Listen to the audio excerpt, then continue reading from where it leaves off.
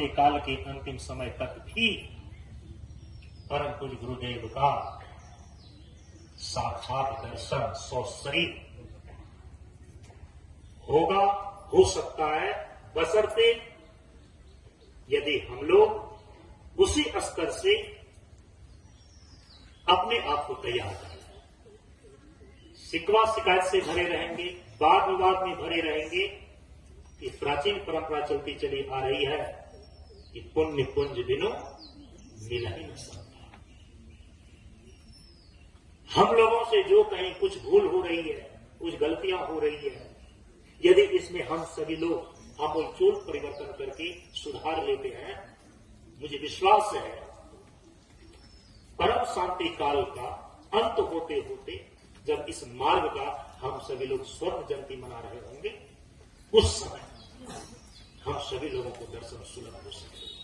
समक्ष श्री अवधेश जी सरपंच साहब अपने 2 शब्दों को, क्योंकि ये ज्ञान मार्ग सत्संग का कार्यक्रम इनके प्रतिनिधित्व में ही यहाँ पर और सभी मल्हरिया ग्रामवासियों के सहयोग से आरंभ हुआ था और व्यवस्थाओं को लेकर, आगे की रूपरेखाओं को लेकर के अपने कुछ शब्दों को श्री अवधेश जी हम सभी लोगों के समक्ष रखने जा रहे हैं। हम लोग ध्यानपूर्वक सुने।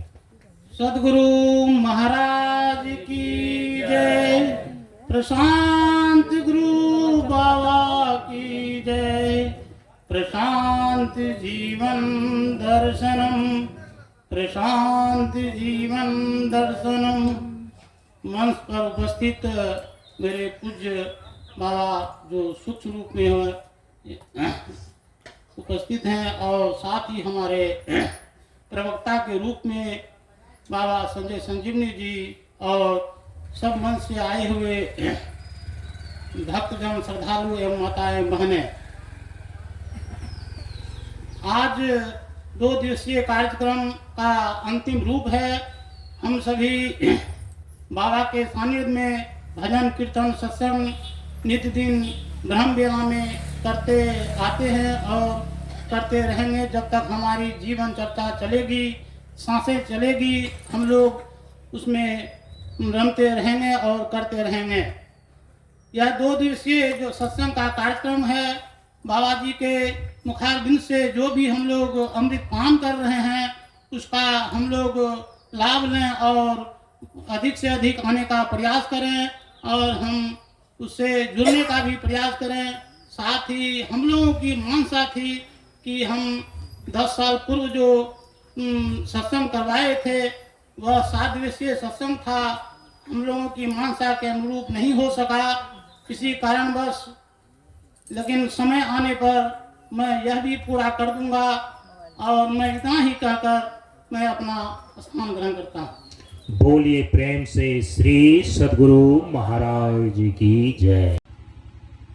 स्वामी संजय संजमी जी, महेंद्र जी, हम 9 आदमी थे, विद्यापति में प्रशिक्षण प्राप्त कर रहे थे।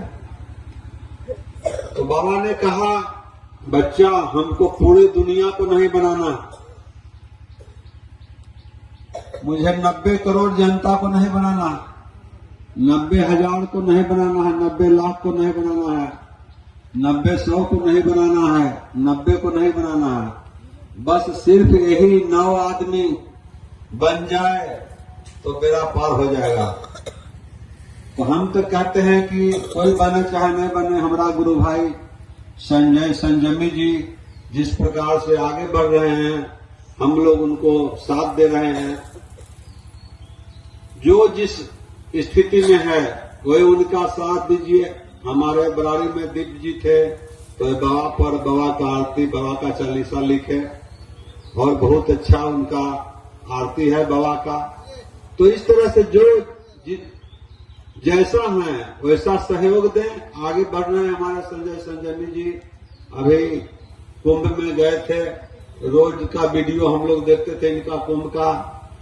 तो वहां कुंभ एक स्थूल रूप में होता है, सूक्ष्म रूप में, तो वहां स्थूल रूप में कुंभ लगता है 12 साल पर, और ये चलता फिरता कुंभ है। अभी भीड़कुटी का दर्शन, त्रिवेणी का दर्शन बाबा करा रहे थे। इसी जीवन करने के लिए सत्संग की बहुत बड़ी महत्ता है। तो आपका जीवन, तो जो आपका जीवन है उस जीवन को भी सब जानते हैं, मृत्यु को जान लेते हैं, जन्म को जान लेते हैं, इसके बीच में जो जीवन है उसको नहीं जान पाते हैं। जो आपके अंदर जीवन है उसकी जानना बहुत आवश्यक है।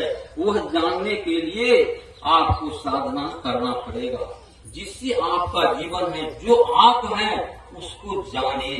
उसको जानने के लिए कैसे जाना जाएगा? वह कोई कहता प्रभु तेरे पास है, कोई कहता रहता दूर, कोई कहता नील गगन में, कोई कहता रहता बहुत।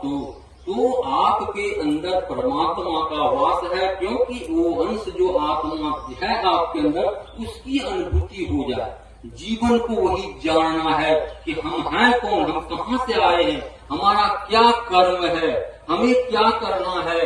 तो इसको जब तक चिंतन मनन के द्वारा आप नहीं जानेंगे तो आपकी जो है ज्ञान, आप कहाँ से मुक्त होंगे। इसलिए उसको जानना होगा। और दुर्भाग्य, ये मनुष्य जीवन का दो पहलू।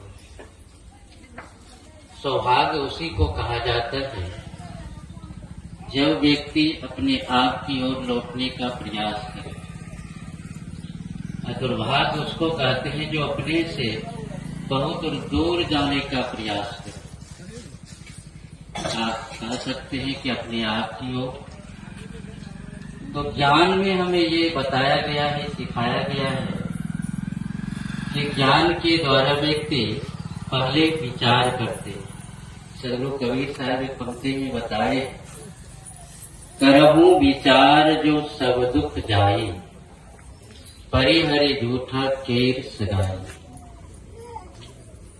मनुष्य शरीर प्राप्त करके मानवता धारण करना, और इस मानवता धारण करके और मनुष्य जीवन को जीने का प्रयास करना,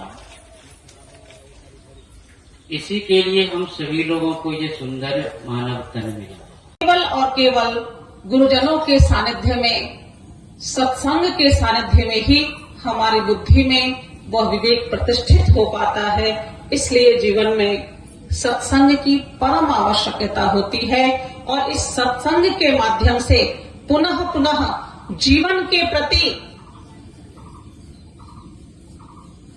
जो हमारी महत बुद्धि होनी चाहिए, जीवन के लक्ष्य के प्रति जो हमारी तत्परता होनी चाहिए, जीवन धन भगवान के स्वरूप का ज्ञान हमारे जीवन में होना चाहिए। ये सारे साधन केवल और केवल सत्संग से ही सिद्ध हो पाते हैं। इसलिए ऐसे सत्संग का नित्य निरंतर सानिध्य प्राप्त करना चाहिए, लाभ लेना चाहिए। इन्हीं शब्दों के साथ मैं अपनी वाणी को विराम देती हूँ।